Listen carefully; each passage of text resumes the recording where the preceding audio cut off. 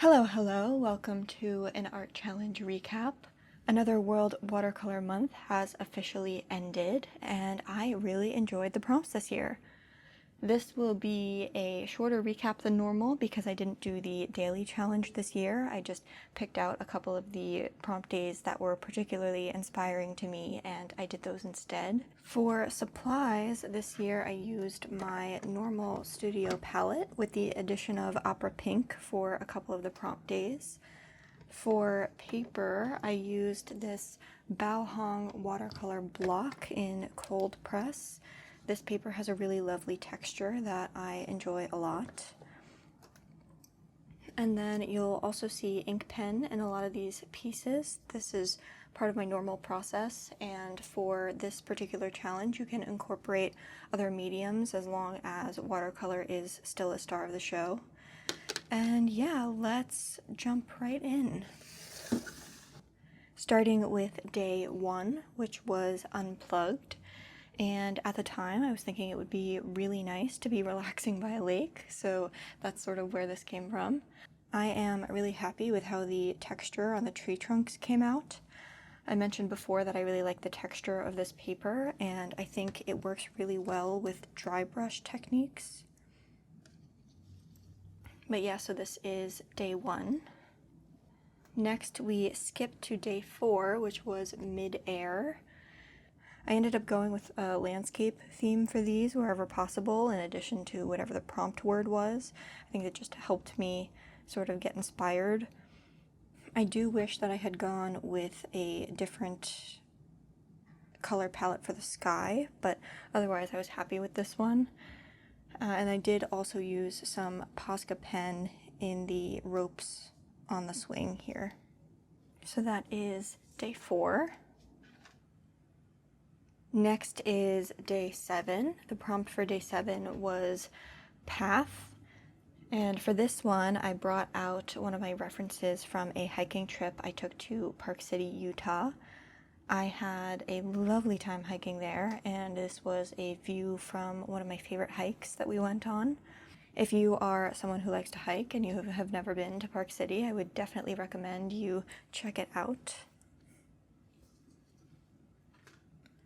Next, we have day 10, which was Whimsical, and I have to say this was definitely my favorite piece of the month. One of the things that I like most about art challenges with prompt lists is that it often forces me to experiment or try something new or stretch my creativity in a new way. And for this particular piece, that meant playing around with both the style and the color palette to make them more whimsical. This is where the Opera Pink that I mentioned earlier first makes an appearance. Opera Pink is not usually in my palette, and for skies I often lean more on ultramarine, where instead for this one I was using more cerulean. And overall I just really had a lot of fun with this. I do have a full process video for this one up in case you want to check it out, so I'll link that below. But this color palette does make an appearance throughout the rest of the pieces as well because I liked it. So yeah, that's Whimsical for day 10. After that, we have day 12, and I think this is the only one that I didn't use ink pen with. The prompt for this day was strike. At the time that I was making this, there had been a lot of thunderstorms happening around me, so the first thing that I thought of was a lightning strike. I'm sure I'm not the only one whose mind went there.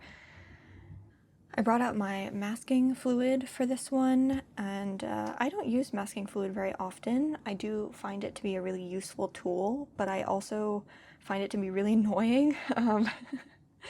So I don't know I use the core masking fluid, maybe I just don't like the one that I have, but if anyone has any recommendations for masking fluid or tips that you have found work well when you are using it in your pieces, I'd love to hear them because I do think I should be making use of it more. But yeah, this one was a pretty simple piece to make. I had fun with it, and that is strike for day 12. The next prompt is Abrupt for day 17. I don't know why, but my first thought was actually the cover for the book Where the Sidewalk Ends. I don't know why that was the first thing to pop into my mind, but it was. So just thinking about a very abrupt cliffside view. And for this one, I brought out that color palette that I used for Whimsical on day 10 again. Next is day 25. The prompt was halfway. And this is back to my normal color palette and also another hiking reference. Last year I went to Acadia National Park in Maine, and this view is from the Jordan Pond Path, which was one of my favorite hikes there. I actually just painted a different view that was also from this hike because it was a beautiful hike that I'm still thinking of a year later, and I think that was probably why this viewpoint was one of the first things that popped into my mind when I was thinking about what I wanted to do for this day. So that's where I went for this one. Last but not least, we have Tower for day 31. This is a return to the Whimsical color palette again. And when I was thinking about this prompt, I was thinking that I wanted it to have a sort of storybook feel to it. And I was happy with how it came out. And yeah, these are the pieces that I made for World Watercolor Month this year. Hopefully next year I'll be able to do the daily challenge again, but I think that limiting myself this year was the right choice, and I was really happy with the pieces I was able to create this year, and I found it to be very fun and instead of stressful. I made 2 full art process videos for day 10 and day 31, so I'll link those below as well as the supplies I used in case you want to check any of them out. And I'll also leave a link to learn more about World Watercolor Month if you want to learn more. And yeah, thank you so much for watching, and I'll see you in the next one.